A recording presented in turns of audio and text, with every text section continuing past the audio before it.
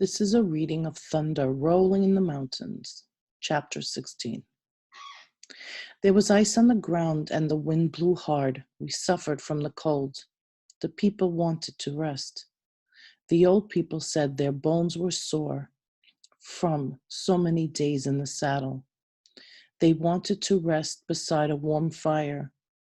The women said their children needed sleep. Their eyes were hollow and their gaze was dim. There was no joy in the camp.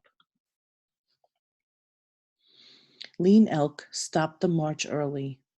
Once more the chiefs met. Their voices grew loud. "We must keep going," said Lean Elk. "When we cross the Bear Paw Mountains, we will come to the old lady country. In 3 suns, I will take us to Sitting Bull." "We are tired," said Looking Glass. "The old cannot travel at this pace. The children weep with weariness. We have beans and flour. We are in buffalo country. If we travel slow, our young men can kill buffalo." Whitebird got to his feet. "Looking Glass speaks foolish words," he says. "Until we leave this country, we are hunted by bluecoats." But Whitebird was the only chief who sided with Lean Elk. Chief Joseph looked around the circle. He looked deep into the eyes of the chiefs. He looked into his heart. "I fear for the lives of the old people," he said, "and I fear for us all. If we go fast, our ponies may wear out. Their hooves are tender and some limp.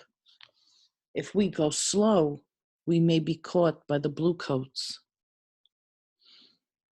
"Do not worry about the bluecoats," said Tuhohosut. His hand cut the air to show contempt for the soldiers. "There are at least 2 days behind us. We can travel slow and stay ahead of them. Lean Elk is no chief for us," said Looking Glass. He stood tall and proud. His black hat trimmed with otter fur made him loom over the seated chiefs. "A chief does not wear out his people. A chief does not wear out his horses. Lean Elk should lead us no longer." Lean Elk stared hard at Looking Glass. His eyes were coals of hot fire. "All right, Looking Glass," he said, "you can lead. I am trying to save the people. You take command. But I think we will be caught and killed." We walked away from the chiefs and stood alone, a silent figure in the gathering dark. He stared at distant Bear Paw Mountains.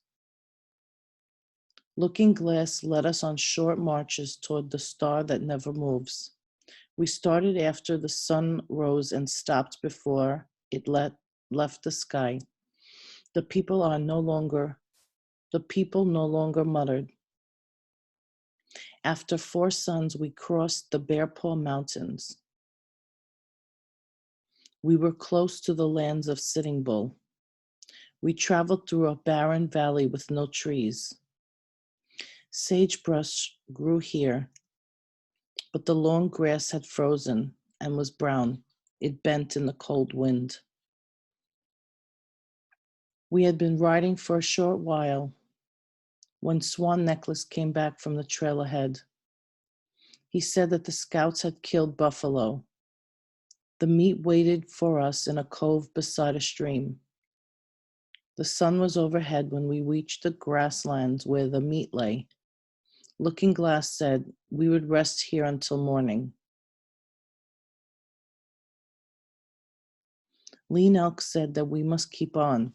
This was a bad place to camp. Soldiers could sweep down on us from either side.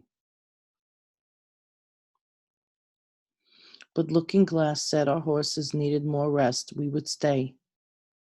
He had chosen a cold place. The wind from the old lady's country swept across the land, turning our bones into ice. We had no teepees because we had left all our poles at Big Hole. The children huddled in deep ravines beside the creek. while we made shelters with buffalo skins and canvas. There was no wood, but many buffalo chips lay on the ground.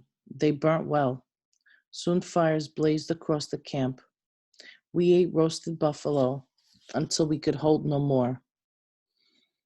Around the warm fires, people said what a good leader Looking Glass was. In less than 2 suns, we would be safe with Sitting Bull. Looking Glass had been right to march slow. It was a clear, cold night. The wind blew hard, and the brush stirred along the creek. Many chose to spend the night in the gullies, which were as deep as a standing man. Swan Necklace walked with me beside the creek.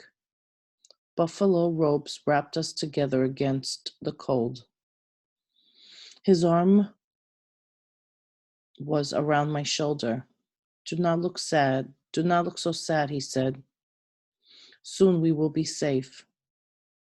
Then my father will let the marriage go forward. When you finish our marriage blanket, I said.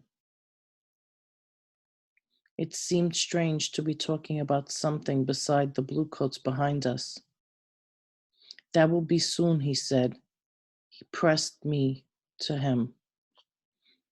I will gather colored earth from the old lady's land. It will be a beautiful blanket. We will sleep beneath it in our own teepee.